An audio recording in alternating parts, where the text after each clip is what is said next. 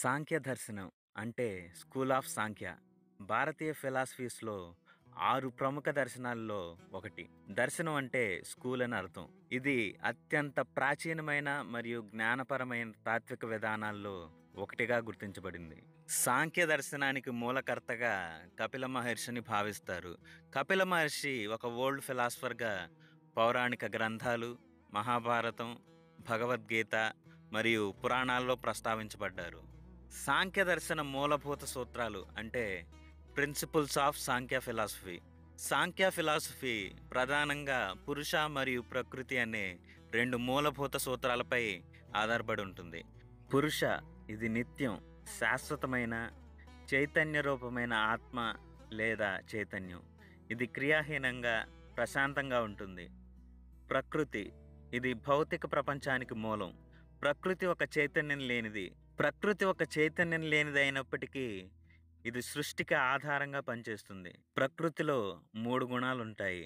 సత్వగుణం అంటే పవిత్రత, మాధుర్యత, సంతులనం. రజోగుణం క్రియ, అనురాగం అంటే ప్యాషన్, ఇంకా శక్తి. తమోగుణం అంటే జడత్వం, ఆడంబరం, అజ్ఞానం. సృష్టి ప్రక్రియ అంటే ద ప్రాసెస్ ఆఫ్ క్రియేషన్.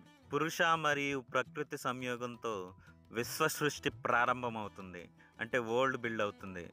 ప్రకృతిలో ఉన్న 3 గుణాల ఇంబ్యాలెన్స్ వల్ల సృష్టి క్రమంగా వెలువడుతుంది. ప్రకృతి నుండి నిమ్న నిర్మాణాలు తయారవుతాయి, అంటే లోవర్ మేనిఫెస్టేషన్స్. మహత్తత్వం లేదా బుద్ధి, అహంకారం, అహంభావన. మనస్సు అంటే చింతన శక్తి, జ్ఞానేంద్రియాలు, కర్మేంద్రియాలు మరియు పంచభూతాలు. మోక్షం అంటే విముక్తి, ఇంగ్లీష్లో లిబరేషన్. సాంఖ్య దృష్టిలో మానవ జీవిత లక్ష్యం మోక్షం, అంటే లిబరేషన్ సాధించడం. ఇది పునర్జన్మ చక్రం, అంటే సైకిల్ ఆఫ్ రీఇన్కార్నేషన్ నుండి విముక్తి పొందడమే. మోక్షానికి మార్గం ఆత్మ, అంటే పురుష మరియు ప్రకృతి మధ్య తేడాను తెలుసుకోవడం. వ్యక్తి తనను తాను భౌతిక ప్రపంచంతో, అంటే ప్రకృతితో అనుబంధించకుండా ఉంటే చైతన్య స్వరూపాన్ని, అంటే అవేర్నెస్, ప్యూర్ కాన్షియస్నెస్ని గుర్తిస్తే విముక్తి పొందుతాడు. సాంఖ్య దర్శన ప్రారంభం the initiation of school of Samkhya.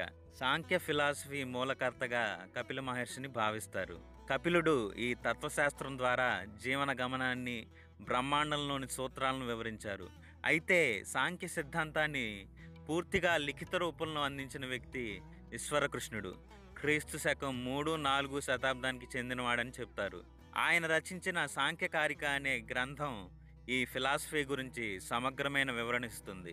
సాంఖ్య దర్శన ప్రభావం, ఇన్ఫ్లుయెన్స్ ఆఫ్ సాంఖ్యతత్వం యోగ దర్శనం, అంటే స్కూల్ ఆఫ్ యోగా మరియు వేదాంతం వంటి ఇతర భారతీయ ఫిలాసఫీస్ పైన బాగా ప్రభావం చూపింది. దీనిలోని మెటాఫిజికల్ ప్రిన్సిపల్స్ బౌద్ధం మరియు జైన ధర్మాలపైన కూడా ప్రభావం చూపాయి.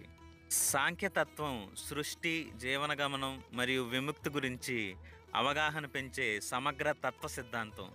ఇది నాస్తిక దృక్పథానికి, అంటే బీయింగ్ అన్ అథీస్ట్కి దగ్గరగా ఉన్నప్పటికీ మానవ జీవితానికి అత్యంత విలువైన జ్ఞానాన్ని అందిస్తుంది. ఈ తత్వాన్ని అర్థం చేసుకోవడం ద్వారా మనకు మన జీవితం, ఆత్మ మరియు సృష్టి ఉద్దేశం గురించి స్పష్టత లభిస్తుంది.